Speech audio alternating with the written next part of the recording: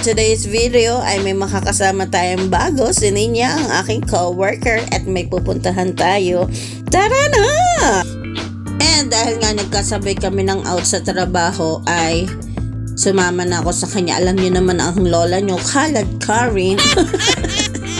And possible din naman nga na maidaan niya ako sa aming bahay, kaya may dadaanan muna kami.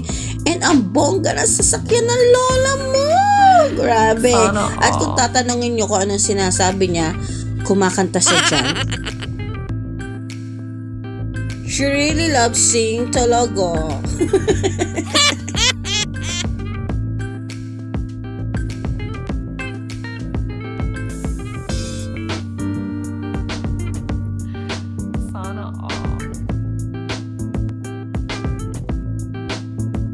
Wow, sisyang. Wow! Sige, buksan mo din. Sayang ang gas. Wow, mayabang. And itayin natin lumaba ang ating driver. Sino? Si Kuya? Anong gusto mo, be? Ayoko nga! Regular.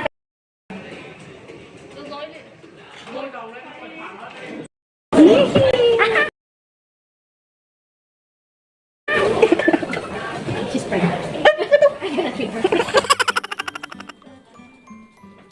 And so, yun na nga, nagpaganda ng nails ang inyong mga lola.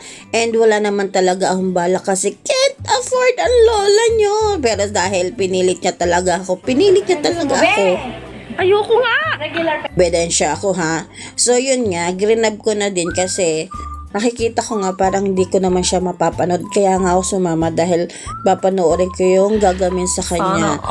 And so, for today's video ay nalibre ang lola nyo ng manicure. Yes, thank you. So, yun nga, regular lang sana yung aking pinili kasi nakakahiya. At mamaya na natin pag-uusapan yung halaga kung magkano yung ating na libre at kung ano yung ginawa sa kanya. And so yun nga, nagkamali lang ako ng napili na Kyotex kasi ang napili ko pala is gel, yung iniiwasan nating mamahali sa Pinas. At yun nga ang napili ko, kaya pala may pailaw-ilaw. And so nagkawi nga tayo kasi sumalang na rin tayo para makalapit tayo kay Ninya at makita natin yung gagawin sa kanya. Ang gagawin sa kanya, dipping powder. And na-intriga ako kung paano yun. Powdered kasi yung gagamitin sa kanyang Kyotex. And yun nga, napaisip ko paano yung ginagawa. And so, yun nga, papanoorin natin mamaya. Hindi ko lang alam kung meron din dyan sa Pinas na mga ganon na powdered yung ginagamit. And so, yun nga, namili ng kami ng kulay kung anong aming gusto. And yung kasakan niya kasi, inalis pa niya yung nakaraan niya, kaya medyo naula ako na isa lang. And nasimula na nga ako habang nililinis yung kanyang kuko. And alam nyo ba, hindi uso dito ang pusher. Tinan nyo yung ginagamit sa akin. Para siyang grinder. At kung tatanungin nyo yung feeling, para siyang kinikiliti na medyo natatakot. Parang nakukuryente yung feeling ko. Pero okay naman daw yun, safe daw yun, sabi ni Ninya. Grabe, nanibago ako yun. So, wala silang mga masyadong panlinis na katulad nung sa pusher. Yan, parang ginagrinder. And sa tingin ko, parang hindi rin sila gumagamit ng nipper. And yun yan, napapalitan yung nasa unahan kung aling sigurong talas ang pwedeng gamitin. Yan. Namang yan ang inyong lola. And yun nga, gumamit din naman pala ng nipper pero dun lang sa mga dry skin. Pero yung kung aanhin mo yung talagang kinukuha yung mga ingron, siguro sa pedicure, hindi ko lang na-try sa pedicure. Pero parang hindi sila naggaganon. And yun nga, nag-i-interpreter ko pa si Ninya kasi parang mga Chinese sila, tas hindi ko maintindihan yung English nila. Kaya yun, ini-interpret lang sa akin ni Ninya kasi hindi ko talaga maintindihan. And so yun nga, sabihin na natin kung magkano yung nagastos na niya para sa akin. Ang dapat kong pipiliin talaga ay yung regular manicure na ang halaga ay $40 times nyo sa 33. O diba, regular manicure pa yan. At hindi dyan tayo natuloy. Dito tayo natuloy sa gel. And ang halaga niyan ay $62 times natin sa 33 ay 2,046 pesos. Grabe na to. Kaya sabi nila never convert para maramdaman mo ang gastos. Para daw maramdaman mo yung iyong sweldo ay never convert, pero hindi ko maiiwasan yun. Biruin nyo, manicure lang 2,000 plus. Ay. And medyo patapos na ako sa grinder, pero yung kay niya medyo kasi powdered yung ginamit niya din sa kanya nung last. Mahirap siyang tanggalin kaya maraming grinder ang ginagawa sa kanya.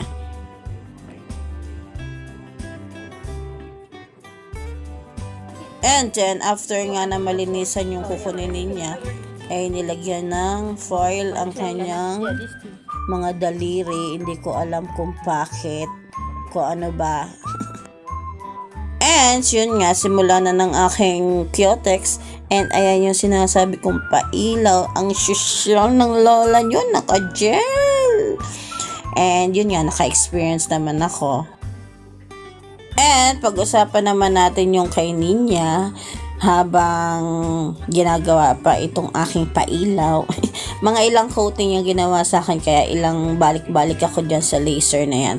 So yun kay Ninya, iba yung naglinis at iba yung nag-Kyotex sa kanya. Yung nag-Kyotex sa kanya ay umayaw magpa-video, ayaw niya. So, hindi natin na pinilit kasi nakakahiya naman ding mamilit. Ayaw nga niya. And for some reason na baka may fault na mangyari, nakakamatay ang pagmamanicure, pedicure. And so, yun nga, nirespect na lang natin. So, ang naging ginawa sa kanya, ikikwento ko na lang. And sa tingin ko, yung sumalang kay Ninya sa pagka-Kyotex, medyo mataas ang posisyon dyan sa parlor na yan. Kaya hindi na rin natin pinilit. Baka tayo matarayan pa. And so, yung ginawa sa kanya, parang may ina-apply na parang clear na Kyotex. Tapos, meron siyang bottle na pinipili na mga kulay kasi pinili nga niya ay white. So, yun napili yung white. Tapos, after na ma-apply yung clear na parang Kyotex, ididip yung kuko niya doon sa powder. Tapos, pitik-pitik ng kaunti, alisin yung excess.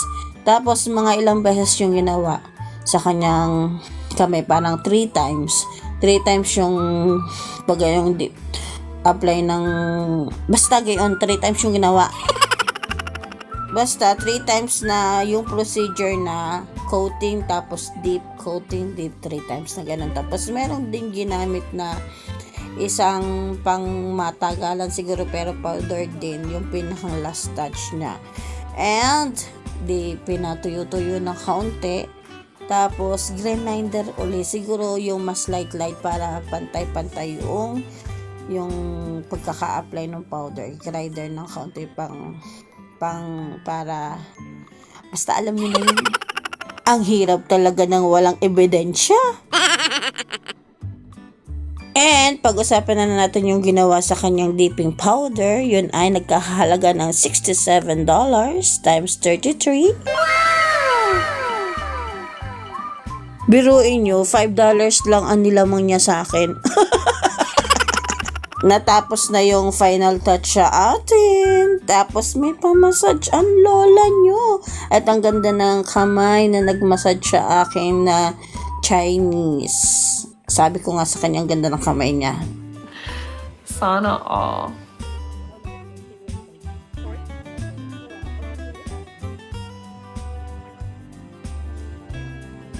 Tuwang-tuwa. Oh, diva, ang ganda ng kukunin niya. Halata, mga walang gawa sa bahay. Office lang. Oops, no bashing nga pala. Yan nga pala nilibre sa atin.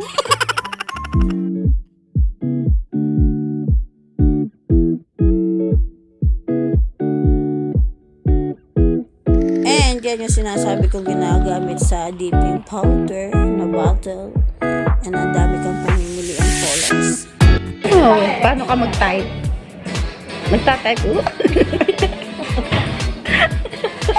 Tapos maghuhugas lang pala ng plato. Yeah. Be. Sana all. Okay na? Uy, wow!